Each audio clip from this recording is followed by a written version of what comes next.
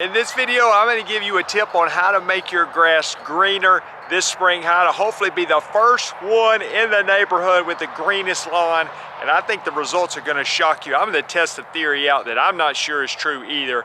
Let's see what happens in this video. Today's video is sponsored by Yardbook. If you need a lawn care software, go to yardbook.com. I've been rocking with Yardbook since 2015. This is Bermuda grass. One thing is commonly done early in the spring and late in the winter. People even set their lawn on fire. They do all kind of crazy stuff with warm season grasses. But one of the things that I believe is the factor that makes your lawn turn green the fastest is scalping the lawn. But I don't want to just make that statement without proving it in this video. So I've got a crazy experiment for today. It's been cold this winter, but if you get down here and look, there is some green tissue. I don't know if it's showing on the camera, but there's little bitty green tissue showing up. Well, what's the problem? You got all this thick dormant grass here. This is not going to turn green again. It's just in the way. What I want to do is get rid of this and let the sun get down here, start warming the soil temperatures and letting some new growth come up from the ground. Now, on the Bermuda grass, I think you can basically scalp it to the dirt. I'm not necessarily going to do that, or maybe I will. The zoysias, I wouldn't go quite that low. I want to see if scalping the lawn will actually outperform fertilizer in turning this grass green. So here's what we're going to do. I'm going to have 5 test plots in this video. One test plot is going to be scalped down as low as it'll go with this mower, which is only 1.5 inches. But we're just going to cut it to 1.5 inches, and that'll be test plot 1. Another test plot will be just nothing, just leave it like it is. Another test plot will be cutting it down to 1.5 inches with fertilizer. So I want to see if 1.5 inches with fertilizer outperforms 1.5 inches with no fertilizer as far as the early spring green up. Another test plot is going to be leaving the grass long but fertilizing it, and then the final test plot is going to be me taking the string trimmer and actually whacking it down basically to the dirt and see if how that does too. So 5 test plots. What I'm going to do right now is cut the 3 test plots 2.5 inches and 1 with the trimmer cut down to the dirt, and then we'll add fertilizer to the 2 appropriate test plots, and we're going to see which one turns green the fastest. How's it sound?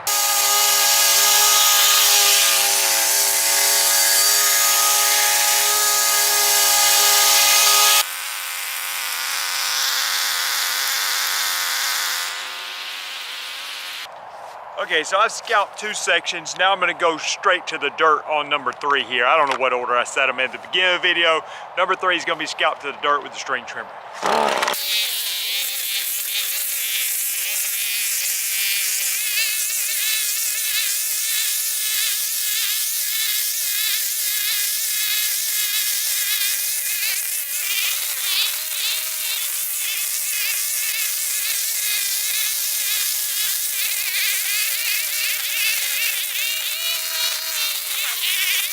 All right, now I'm going to leave the last 2 sections like they were, not cutting them down at all. But section number 4, I'm going to go with fertilizer. Section number 5, just leaving it like it is. Also on section number 2 that's been scalped, I'm going to do fertilizer. I'm using an 1819 fertilizer blend, so let's put fertilizer on number 2 and number 4.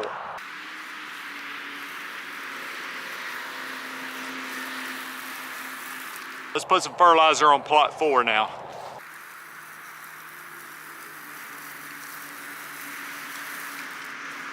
We're going to be checking on these plots to see what happens. Of course, some of it is going to depend on the weather, how much rain we get, how much warm weather we get in particular. But I want to see what is a bigger factor in grass turning green this spring. Is it cutting it short, or is it the fertilizer, or is it some of both? And how short? Is it better to scalp it all the way to the ground or just cut it down to 1.5 inches? So we're going to find out some of these answers hopefully in this video. It's been about 8 days. I want to show you the update, and let's see what's happening with the green grass. All right, plot number 1, mowed at 1.5 inches, no fertilizer. What are we seeing here? Just gonna get down here close. Now hopefully it's gonna show some green popping up in here, and you can see some green grass in there. We've had warmer temperatures, which I think is definitely a factor. Now compare that with the one that was mowed at 1.5 inches with fertilizer, and again, plenty of rain we've had. And I'm gonna say, just looking at them, it's actually greener. I mean, you see here, it's greener than the plot with no fertilizer. Now, is that the fertilizer or is it some other circumstance? I'm not quite sure. I like to think that maybe the fertilizer helped a little bit, even though it's only been a short period of time. But it could be another factor. We're just looking at it again. Plot 2, I see more green in it than I do plot 1. All right, what about plot 3? Now this one had no fertilizer, but I scalped it down really low. I got a feeling it's gonna get off to a slow start, and it's not gonna be as tall because I cut it so low. But there is the green there, so I would say this is not the greenish yet, but I got a prediction that it's gonna make a late run. We'll see. What about plot 4? This is not cut at all with fertilizer. There's some green here, not mowed at all. I would say not as green as plot 2. And then we get over here to plot 5, not cut and not fertilized. I would say yes, the fertilized one does look better on 4 than 5. So it seems like both the mowing it short and the fertilizer both have a factor in the lawn. Now I want to keep checking on them and see which one is the greenest, the fastest, because we're going to give it some more time. But I wanted to show you something else that might also factor into the equation. This is my front yard, and you can see it's still mostly dormant. There's certainly green popping up in this lawn, but just look and see if you can find any area that may be a little greener than others. You know, as I kind of pan the yard, and I look over here, and it's like it's noticeably greener. Now, what is going on over here? Well, one of this is our septic tank, so I don't know if that has anything to do with it or not. But the grass spread in this area last year, and I'm going to show you even a more dramatic example. So it's like it just barely spread, so it's thin. I feel like it's getting more sunlight because the grass was just not as tall as it was in other areas where you got thicker grass shading it out.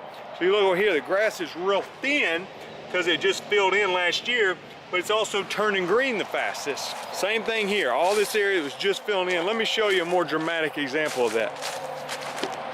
Compare with zoysia here, it's also turning green, but not really any more or less than the Bermuda in my opinion. Look at this, same situation. Now we filled this in with just pieces of sod. You can still kind of see the lumps in here where the original piece of sod was, and it began to spread.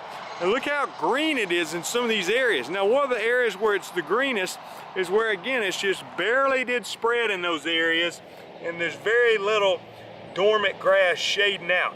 Now the other thing I can tell you about this area, just because it's my own house here, this area gets a lot of water because the water coming through here.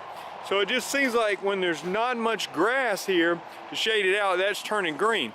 Now the difference here on the flag area over there where we did the original trials, that part has been shaded pretty much all winter long, and I just now cutting it down, where this part has been basically short the whole winter. So I mean, I guess if you want it to green up super fast, you can cut it low in the fall on your last cut of the year. The only concern I have with that is there is some risk, though I would say minimal in my area, of leaving your grass exposed with very little shelter from the winter weather. So you could end up with some winter damage. Now we got down to about 8 degrees this year, and look, it doesn't seem to be any damage to this grass. So just something to consider. If you really want to green up fast, you might actually scalp it at the end of the year versus waiting till early of the first of the year. The research is not done. We're going to come back and make some more observations before we wrap this video up. About a week since the last update, and let's see what's going on. Plot number 1, which is mowed at 1.5 inches, no fertilizer. We've had warm weather, we've had rain. You can see what it looks like. There's our flag. I'm gonna call that 50% green. Plot number 2 with fertilizer. Now, unless I'm seeing things, I'm seeing a significant difference here. Now this was cut 1.5 inches with fertilizer. Plot number 3,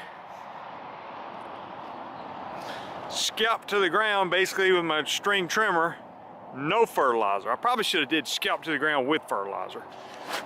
But you remember it started off really slow because I think it just had shaggier grass and I scalped it all the way down.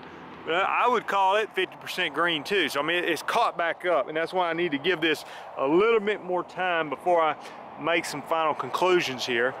Plot number 4, not cut at all with fertilizer. And it's a little bit, you know, different. I mean, you might say a little bit advantage. I mean, it looks like it's the grass that is there is growing a little bit taller, but probably still about 50% green.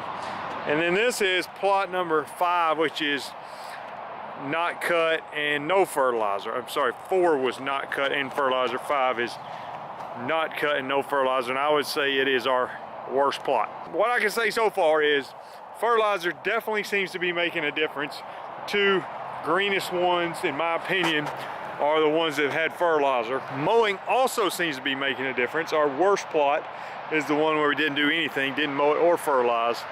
And right now, our clear winner, in my opinion, is plot number 2, mowed and fertilized. Check back one more time and make some final conclusions. It's been about 3 weeks since I did the original work here on this to see what's gonna green up. And I'm gonna tell you, I thought this was gonna be a great experiment. It's still mostly great, but we had a complication that was unexpected, and it's not exactly ruined the video, but changed the video. So let me tell you what happened. I'm gonna show you the results, and we're just gonna go ahead and wrap up the video with some conclusions that I think we've been able to observe from this point forward. So everything's going great. Part of it's greening up, like I think the fertilizer's making a difference, the scalping's making a difference, and then what happened that wasn't expected is a late frost for us. I'm in Alabama. We do get freezing temperatures in March and sometimes even in April. But what happened was, and I'm just gonna show you the grass, you can see it. Here's our test plots. And what do you notice?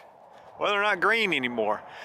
What happened was we got a freezing weather, and it's basically zapped all that new tender green growth that was here. I mean, you can see it's actually a different color brown than the other brown. So this is the old brown here, and this is the new tender growth. It's a little bit different shade of brown. And it was just so new and so green that it couldn't handle the cold temperatures. You think, well, Jason, just give it a little bit more time. Well, guess what? I looked at the forecast. Tonight it's supposed to be 26 degrees, tomorrow 24 degrees. So it's not looking favorable. So we're still gonna make some conclusions, but I think this actually adds a bit more information, and this is the risk. This is the risk with pushing your lawn toward that early green up for our warm season lawns, is you do get that new tender growth, and it's very susceptible to frost damage when you get the cold weather. Now, is it dead? No, it's not dead. This thing's gonna come back. I'm not worried about it long term, but it basically messed up our overall results we were going for. So understand that if you cut it really low and try to push it for that early spring green up and you get a late frost, then this is what can happen, and it basically all turns brown again. Aside from that, which is a little disappointing if I'm totally honest, I still wanted to go over the results here. And we have to base this somewhat on the last video, of the last portion of this video. But remember our studies here. So 1 was cut but not fertilized. 2 was cut and fertilized. 3 was scalped down to the dirt with the weed eater. 4 was not cut but fertilized. And then 5 was not cut and not fertilized. So my observations are as follows. 1, does the scalping help it?